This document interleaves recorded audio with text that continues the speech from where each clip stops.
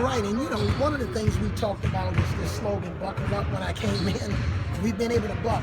We haven't been able to buckle or up. And hopefully they'll be able to play faster, make better decisions. All of our guys on the perimeter, we feel everybody's capable of pass, dribbling, and shooting. Your plays tend to work a little bit better because you need people to pass it or handle the ball, problem solve, especially against trapping defenses. We had a game here last year against Florida where we were playing pretty good. They put a little 1-3-1 press on us. We couldn't pass, dribble, or shoot.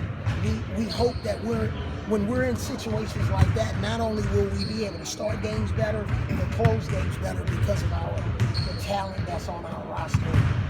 And hopefully the players that are coming back, they have some experience.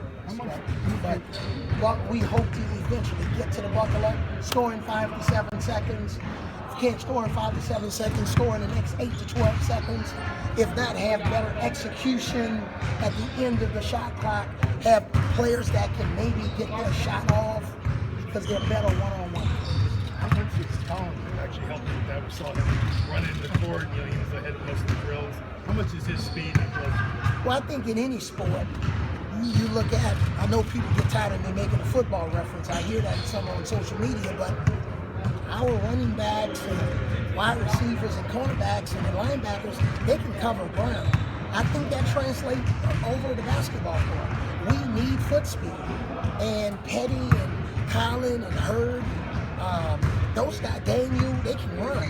And you combine those guys with Braxton, who can get up and down the floor with Dejon and AJ, that gives us more depth of speed to be able to play a little bit faster, or when we're in a chase situation on defense, hopefully they can chase the ball down a little bit faster. So that speed is very important. How do you think going through some of the NBA stuff helped Braxton mature?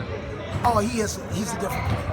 He's more mature. He's more of a leader on the floor, and that was the blessing behind that NBA experience.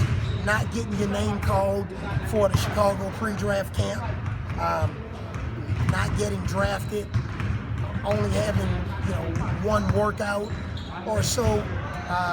So he came back a lot hungrier, and a lot of the things that we taught, he had a chance to experience it during his workout.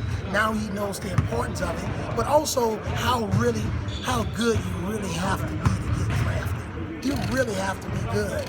And NBA general managers and presidents, they have to be in love with your talent. So he's come back a whole lot focused. Avery, can you have him travel to Canada with you guys? That's a good question. Can't travel. What do you hope to get out Last of question, your trip? guys. What's the biggest thing you want to get out of your trip to Canada?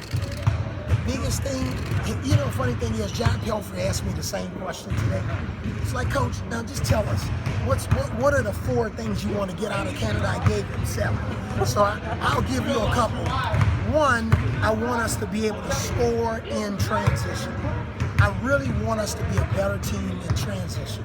Score the ball, whether that's a pass ahead dunk, a pull-up 3, somebody handling the ball, go coast to coast. I want to see us score more in transition.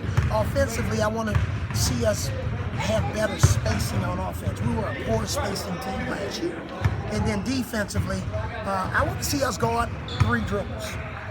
There were too many times teams got inside of our defense and we relied too much on our shot blocking. We were a pretty good team in terms of shot blocking, and that was because it was out of necessity because we got beat off the dribble too much. So those are 3 things, but I got a couple more. I'll give them 2. Guys, at another time. One more. Anybody else? Somebody who didn't have some questions. Go ahead. About threes. You feel like he's a guy. Everybody's talking about Colin and John Page. What about Alex? Alex, man. One of the reasons we recruited Alex because we thought he could help us in several ways. One, traditional 4-man that can post up with his back to the basket, but also that 4-man that can move to that stretch 4 position and make threes. And then he could be somebody that could potentially move over and play some small 5 for us. You saw last year in our NIT game, Richmond came in here with a guy that was more of a stretch 5, gave us fits. We didn't have that gear to go to. So we think he can help us in a lot of different areas. He's getting in better shape. He's a little bit heavy coming into camp, 255. We'd like to see him play at about 248 or 250. Thank you guys. Okay, Appreciate it. thank